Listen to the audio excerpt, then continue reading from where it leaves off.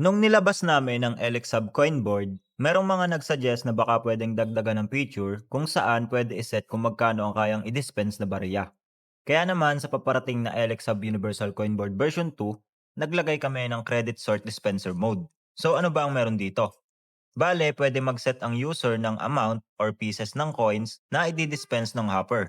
So quick demo tayo kung paano gamitin ang ating web server. So magsimula tayo sa paglalagay ng barya sa hopper. So for example, gusto ko maglagay ng 200 pieces. So itatype ko siya dito, then pwede ko siya bawasan or dagdagan manually dito sa actions. Tapos dito naman sa set fixed dispense value, dito ko ilalagay yung amount or value na gusto ko na palaging i-dispense ng system. So for example, 10. So kapag hinit ko ang save button, makikita dito sa note, the bendo will always show 10 pieces of coins. Each button press dispense this amount and deducts it from the hopper coins remaining. Meaning, every time na ihihit ko ang dispense button, 10 pieces of coins ang palaging i-dispense. So ganun nagwo-work ang mode 4 ng ating LXHub Universal Coin Board version 2.